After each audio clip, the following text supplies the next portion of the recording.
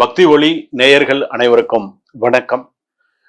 அடுத்ததாக நாம் தெரிந்து கொள்ளக்கூடிய ஒரு விஷயம், அதாவது இது அன்றாடம் எல்லா இடத்திலையும் இருக்கக்கூடிய ஒன்று.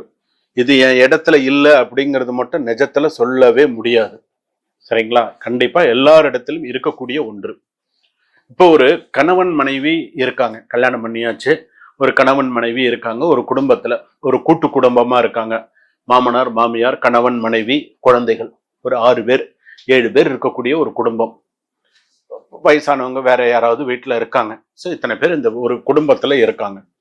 இப்ப அந்த இடத்துல அந்த குடும்பத்துல ஒரு கணவன் மனைவி இருக்கக்கூடிய ஒரு அறை, அவங்களுடைய அறை, அவங்களுடைய மாஸ்டர் பெட்ரூம் அப்படின்னு நம்ம சொல்றோம். அந்த மாஸ்டர் பெட்ரூம் அப்படிங்கிறது வந்து பாத்தீங்கன்னா கணவன் மனைவி அவங்களுக்கு வந்து பாத்தீங்கன்னா எந்த விதமான ஒரு கருத்து வேறுபாடுகள் இல்லாம, மிஸ் அண்டர்ஸ்டாண்டிங் இல்லாம அவங்க வந்து பாத்தீங்கன்னா லைஃப்ல வந்து நல்லா இருக்கும். மனைவி சந்தோஷமா இருந்தாதான் கணவன் வந்து அவனால எல்லா வேலைகள்லாம் செய்ய முடியும். குடும்பத்துல வந்து பாத்தீங்கன்னா அடுத்தடுத்து 2 பேருமே சேர்ந்து பிளான் பண்ணி அடுத்தடுத்த விஷயங்களுக்கு கொண்டு போக முடியும்.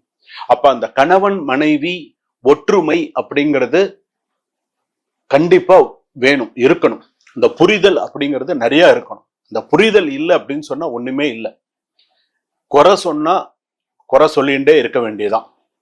என்னைக்கு குறைய, அதாவது குற்றம் பார்க்கில் சுற்றம் இல்லை, ஒரே விஷயம், குற்றம் பார்க்கில் சுற்றம் இல்லை. அப்போ இந்த ஒரு விஷயம் வந்து மைண்ட்ல நீங்க வச்சுக்கணும். அதாவது இந்த கணவன் மனைவி அப்படின்னும் போது அவங்க இருக்கக்கூடிய இடம் எப்படியாப்பட்ட இடமா இருக்கணும். மனசு வந்து பாத்தீங்கன்னா சந்தோஷமா இருக்கணும். இந்த அந்த அந்த மாஸ்டர் பெட்ரூம்னா அந்த அந்த உள்ள போனாங்கன்னா அவங்களுக்கு அந்த மைண்ட்ல வந்து பாத்தீங்கன்னா அந்த சண்டைகள்லாம் மறந்து அந்த இடத்துல ஒரு 10 நிமிஷம் அவங்க உட்காந்து அவங்க பேசும்பொழுது அவங்களுக்கு மைண்ட் ரிலாக்ஸ்டா இருக்கும். அந்த அளவுக்கு அந்த கட்டில் இருக்கணும். அந்த இடத்துல அவங்க உட்காந்து பேசும்போது இதா இருக்கும். ஆனா இந்த காலத்துல சண்டை எங்க இருந்து ஆரம்பிக்கிறது?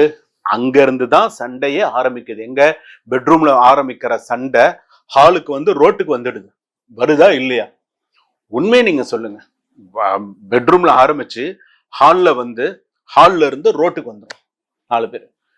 தனி வீடா இருந்தா ஒரு மாதிரி இருக்கும், பிளாட்ஸா இருந்தா சத்தமா இருக்கும். என்ன ஒரே சத்தமா? ஆமாங்க, அவங்க வீட்டுல டெய்லி ஏதாவது சத்தம் இருந்துகிட்டே தாங்க இருக்காங்க, அதெல்லாம் நீங்க கண்டுக்காதீங்க.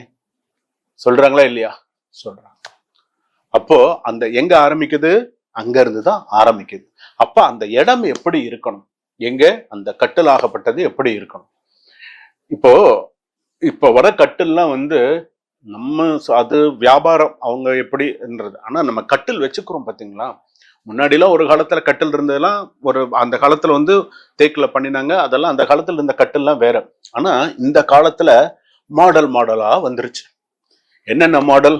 இந்த கட்டிலுக்கு மேல பெட் எல்லாம் போட்டு வச்சுட்டோம் அப்படின்னு சொன்னா கீழே வந்து பாத்தீங்கன்னா 4 டோர் வச்சிருக்கான். கட்டிலுக்கு கீழே 4 டோர். இந்த பக்கம் அந்த பக்கம் திறந்துக்கலாம், அந்த பக்கம் திறந்துக்கலாம். திறந்தோம்னா ஃபுல்லா என்னென்ன சாமான்கள் இருக்கோ எல்லாத்தையும் வச்சு அதில் மூடி உள்ள தள்ளி வச்சிடலாம். அந்த தட்டுமுட்டு சாமான்கள்லாம் என்ன இருக்கோ எல்லாத்தையும் உள்ள வச்சு மூடிட்டு அது மேல பெட்டு போட்டு மேல ஏறி படுத்துக்கலாம். இப்படி நீங்க செஞ்சுங்க அப்படின்னு சொன்னா இதை விட ஒரு தவறு எதுவுமே கிடையாது. இதை விட ஒரு தவறு எதுவுமே கிடையாது. எப்போ நீங்க உங்களுடைய தட்டுமுட்டு, அதாவது அந்த அந்த கட்டிலுக்கு அடியில இருக்க வேண்டியது என்ன இருக்கலாம்?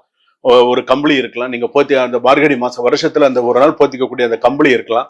நீங்க பயன்படுத்தக்கூடிய போர்வைகள்லாம் தோச்சு மடிச்சு அதுல இருக்கலாம்.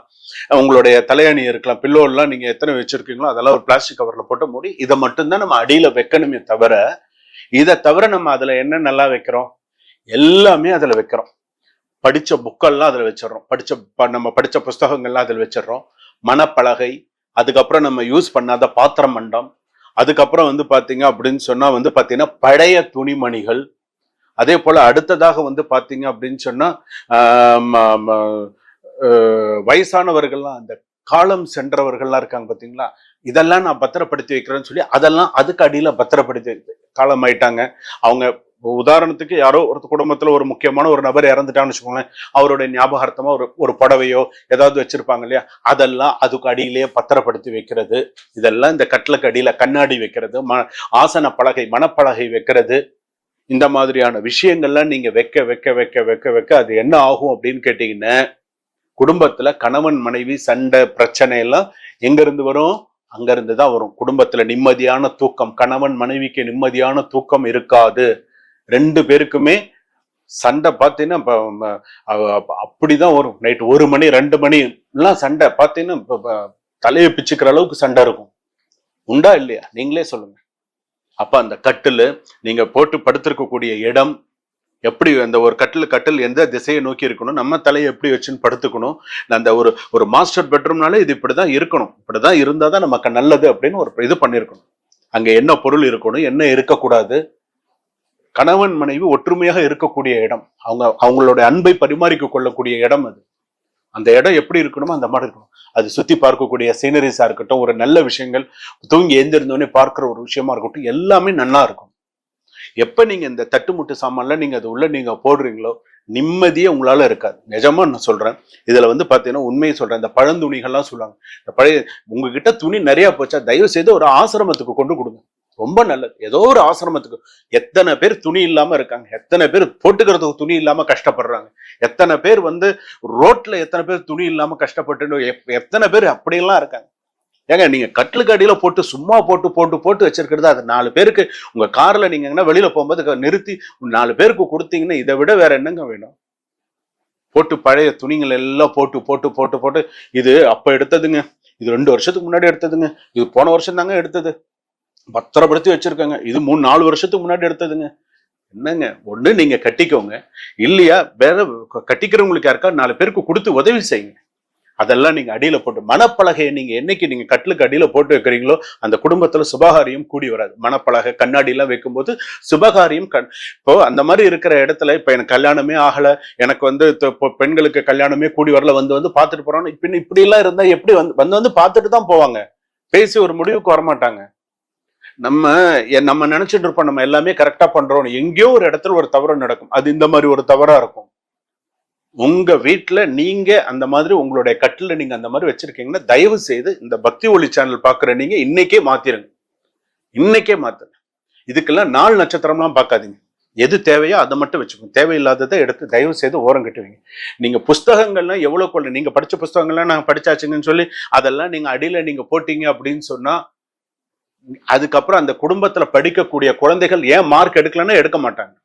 ஏன்னா நீங்க தான் அதை போட்டுட்டு அது மேல பெட்டை போட்டு அது மேலதான் நீங்க எல்லாம் படுத்துக்கிறோம், நம்ம தான் எல்லாம் இது பண்ணோம். அப்புறம் எப்படி அந்த குழந்தைகள் நல்ல ஞாபக சக்தியோட படிக்கும், எப்படி அந்த குழந்தை நல்லா ஒரு ரேங்க் எடுக்கும், ஒரு +1 +2 படிக்கிற குழந்தைலாம் எப்படி அந்த மார்க் எடுக்கும்?